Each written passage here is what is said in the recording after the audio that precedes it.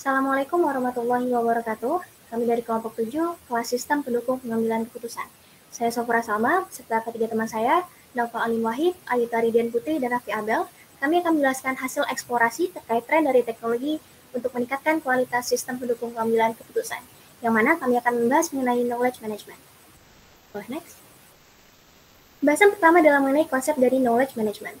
Knowledge management merupakan suatu Boleh next? Knowledge management merupakan suatu bidang computer science yang mengusulkan metode untuk membuat knowledge atau pengetahuan menjadi eksplisit dengan cara mendefinisikan, menyusun, mempertahankan, dan berbagi sumber daya informasi.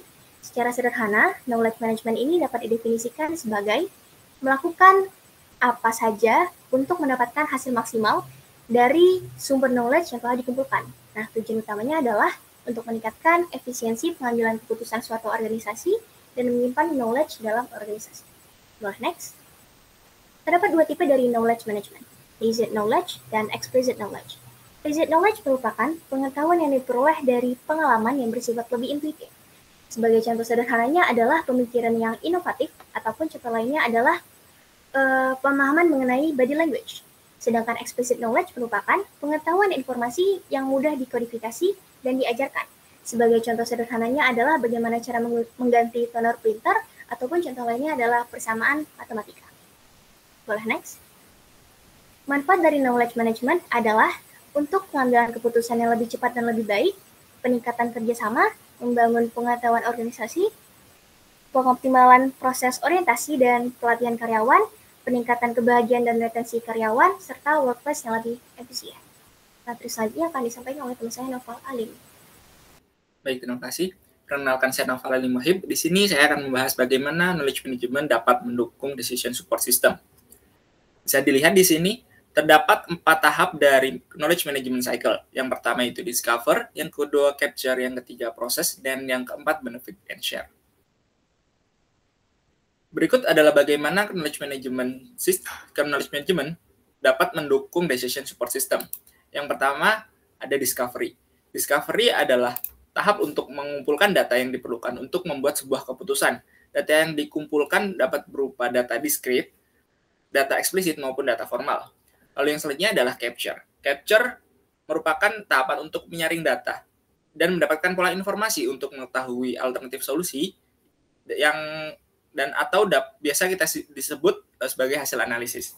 Yang terakhir yaitu yang ketiga ada proses, merupakan tahapan menyambungkan solusi atau pola informasi terhadap konteks permasalahan yang akan diberikan solusi untuk dipilih dan untuk solusi mana yang paling sesuai agar mendapatkan hasil yang optimal dan efisien dan efektif. Lalu yang terakhir adalah benefit and sharing, yaitu membagikan solusi permasalahan yang didapatkan dari proses sebelumnya ke pihak yang bersangkutan.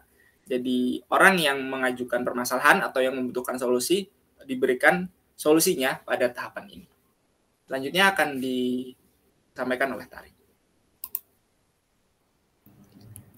Oke, baik. Perkenalkan, saya Ayu Tari akan menjelaskan mengenai contoh pertama dari penerapan teknologi knowledge management dalam sistem mendukung keputusan atau DSS, yaitu seperti yang ada di judul, yaitu Dynamics 365 Customer Service Insights.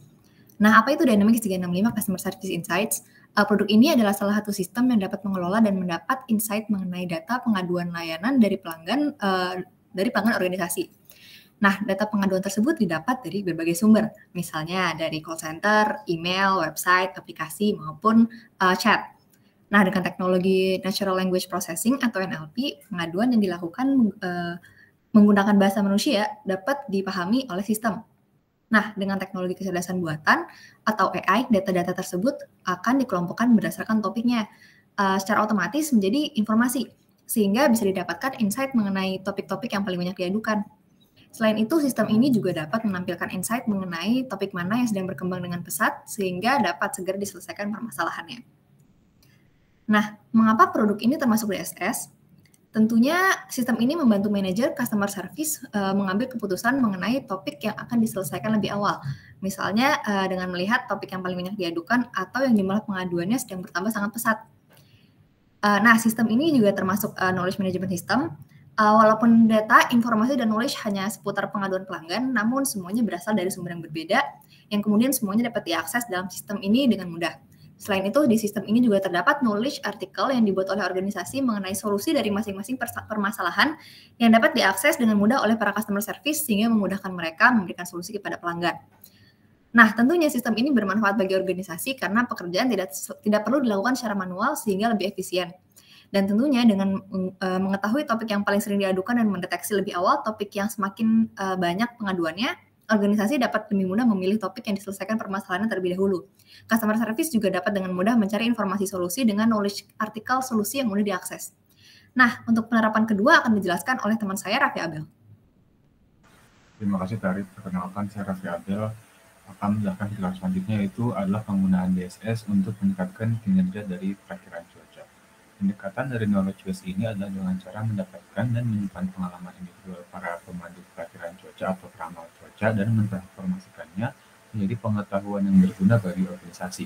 Sebelum penggunaan dari DSS knowledge base ini, para peramal cuaca harus menghadapi data dari berbagai sumber observasi. Hasil dari pemrosesan manual dan komputer akan disintesiskan ke dalam proses. Next.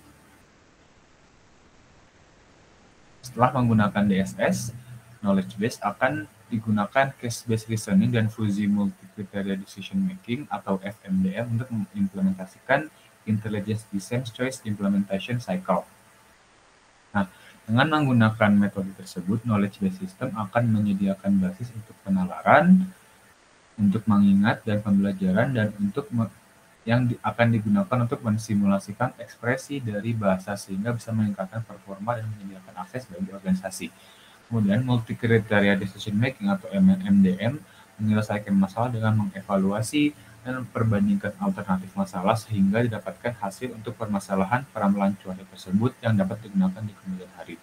DSS ini dapat digunakan untuk meramalkan cuaca dengan lebih efektif dan juga lebih efisien dengan adanya knowledge based system yang sudah diproses menggunakan tools case based reasoning dan juga fuzzy multi criteria decision making tersebut. Terima kasih.